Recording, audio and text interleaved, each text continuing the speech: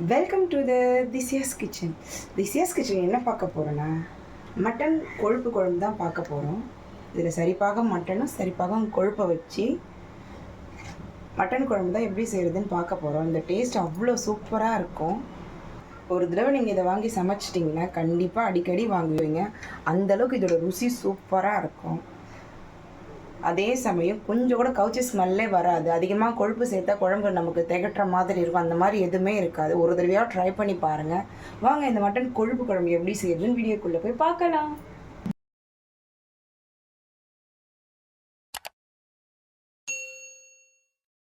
இப்போ மட்டன் கொழுப்பு குழம்பு செய்யறதுக்கு முதல்ல ஒரு மிக்ஸி ஜார் எடுத்துக்கங்க. நான் இஞ்சி பூண்டு அரைச்சி அதே மிக்ஸி ஜார் எடுத்துக்கிறேன். இதில் இப்போது 2 நார்மல் சைஸ் வெங்காயமும் ஒரே ஒரு தக்காளியும் கட் பண்ணி வச்சுருக்கேன். இதோட சேர்த்துக்கலாம்.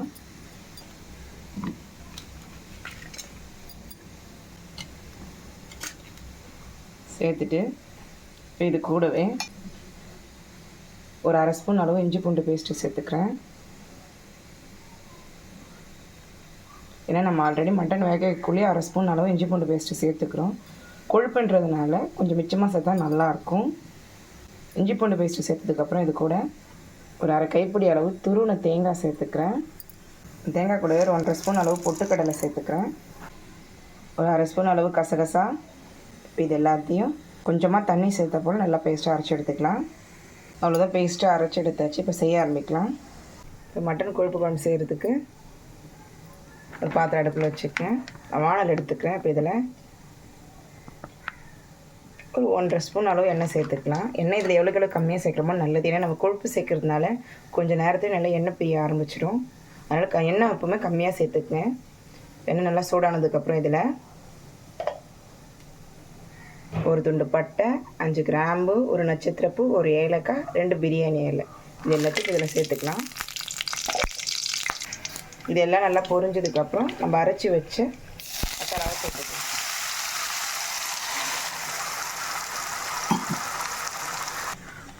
சேர்த்துட்டு ஒரு 2லேருந்து 3 நிமிஷம் இதை நல்லா வதக்கிக்கலாம். அந்த வெங்காயம் தக்காளியோட பச்சை வாசம் போகிற வரைக்கும் நல்லா அடுப்பு ஹையில் வச்சு வதக்கிக்குங்க. இது கூடவே 2 பச்சை மிளகாய் கீரைனா போல் சேர்த்துக்கிறேன். சேர்த்துட்டு நல்லா மிக்ஸ் பண்ணிக்கணும். இலக்கி விட நல்லா கிண்டிகிட்டே இருங்க.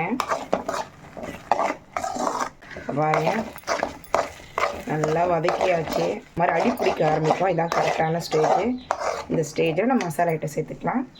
இப்போ நான் 1/2 ஸ்பூன் அளவு தனியாக அரைச்ச காஞ்ச மிளகாய்த்தூள், 1/2 ஸ்பூன் அளவு மிளகுத்தூள், 1/2 ஸ்பூன் அளவு ஜீரகத்தூள், வீட்டில் அரைச்ச குழம்பு மிளகாய்த்தூள் 1 ஸ்பூன், கரம் மசாலாத்தூள் 1/2 ஸ்பூன், இது எல்லாத்தையும் இதில் சேர்த்துக்கிறேன். சேர்த்துட்டு இப்போ கடைசியாக இதில் மஞ்சள் பொடி ஒரு 1/4 ஸ்பூன். ஆல்ரெடி மட்டன் வகைக்குள்ளே மஞ்சள் பொடி சேர்த்துருக்கோம். அதனால் அதுக்கேற்ற மாதிரி பார்த்து சேர்த்துக்கணும். இது எல்லாத்தையும் சேர்த்துட்டு அடுப்பை குறைச்சி வச்சு மசாலாவோட பச்சை வாசம் போகிற வரைக்கும் நல்லா வதக்கிக்கலாம். ஒரு 30 செகண்ட் வதக்கினா போதும். இப்போ பாருங்கள் 30 செகண்ட் நல்லா வதக்கியாச்சு. இந்த ஸ்டேஜில் நம்ம மட்டனை இதோடு சேர்த்துக்கலாம். பாருங்கள் மட்டன் நல்லா வேக வச்சு எடுத்தாச்சு. இந்த மட்டன் வேக வைக்கிறதுக்கு நான் ஒரு 250 கிராம் மட்டனும் 250 கிராம் கொழுப்பும் எடுத்திருக்கேன். சரிப்பாகமாக எடுத்திருக்கேன். அதே போல் இதில் 1/2 ஸ்பூன் அளவு இஞ்சி பூண்டு பேஸ்ட்டும், 1/4 ஸ்பூன் ஜீரகம், 1/4 ஸ்பூன் சோம்பு சேர்த்து, 1/4 ஸ்பூன் மஞ்சள் பொடி சேர்த்து ஒரு 5 விசில் போட்டு எடுத்து வச்சுருக்கேன். கரெக்டான அளவு வந்திருக்கு கறி. இப்போ இதில் இருக்க தண்ணியெல்லாம் ஃபில்டர் பண்ணி எடுத்துகிட்டு கறியை மட்டும் மசாலாவோட சேர்த்து ஒரு 3 நிமிஷம் நல்லா வதக்கிக்கலாம். இப்போ மட்டனை பொறுமையாக தண்ணியெல்லாம் வடிகட்டினாப்புல சேர்த்துக்கலாம். அந்த கொழுப்போடு எடுத்து சேர்த்துக்கலாம். அதே போல் அடுப்பை குறைச்சி வச்சே சேர்த்துக்குங்க. அடுப்பு ஆயில் வச்சு சேர்த்துறாதீங்க. சேர்த்துட்டு இது ஒரு 3 நிமிஷம் நல்லா இப்படி வதக்கிக்கலாம். இது அப்படியே வதங்கட்டும். இப்போ இதில் ஒரு உருளைக்கிழங்கு எடுத்து நல்லா தோலை சீவி அப்படியே கட் பண்ணி வச்சுருக்கேன். அதே இதோட சேர்த்துக்கலாம். எப்பவுமே கொழுப்பு கறி செய்யக்குள்ள ஒரு உருளைக்கிழங்கு போட்டுக்குங்க. அப்போ டேஸ்ட்டும் நல்லாயிருக்கும், கொழுப்பு உங்களுக்கு திகட்டாத மாதிரியும் இருக்கும். அதனால தான் சேர்த்து இது 3த்தையும் சேர்த்துட்டு நல்லா ஒரு 3 நிமிஷத்துக்கு நல்லா வதக்கிக்கலாம். அதுக்கு 3 நிமிஷம் நல்லா வதக்கியாச்சு. இந்த ஸ்டேஜில் நம்ம கறியை வேக வச்ச தண்ணி இதோட சேர்த்துக்கலாம்.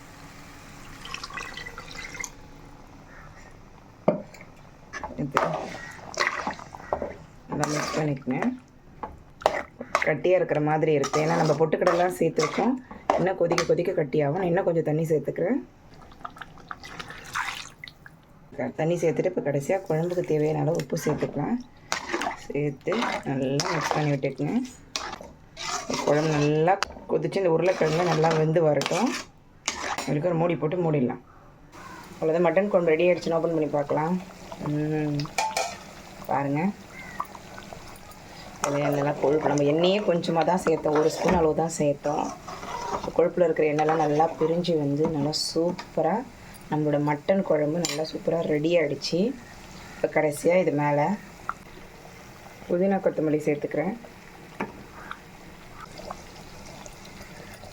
அவ்வளோதான், கொத்தமல்லி சேர்த்துட்டு அடுப்பை நம்ம ஆஃப் பண்ணிட வேண்டியதுதான். அவ்வளோதான், நம்மளோட கொழுப்பு மட்டன் குழம்பு நல்லா சூப்பராக ரெடி ஆகிடுச்சு. கண்டிப்பாக நீங்களும் இதே மெத்தடில் ட்ரை பண்ணி பாருங்கள். டேஸ்ட் வித்தியாசமாக இருக்கும், அட்டகாசமாக இருக்கும். எல்லாருக்கும் ரொம்ப பிடிக்கும். அந்த கொழுப்போட ஸ்மெல்லே வராது, அந்தளவுக்கு இதோட ருசி நல்லாயிருக்கும். இந்த வீடியோ உங்களுக்கு பிடிச்சிருக்கும்னு நினைக்கிறேன். இந்த வீடியோ உங்களுக்கு பிடிச்சிருந்துச்சுன்னா எங்கள் சேனலை லைக் பண்ணுங்கள், கமெண்ட் பண்ணுங்கள், சப்ஸ்கிரைப் பண்ணுங்கள். பக்கத்தில் இருக்க பெல் பட்டனை மறக்காமல் கிளிக் பண்ணுங்கள். தேங்க்யூ.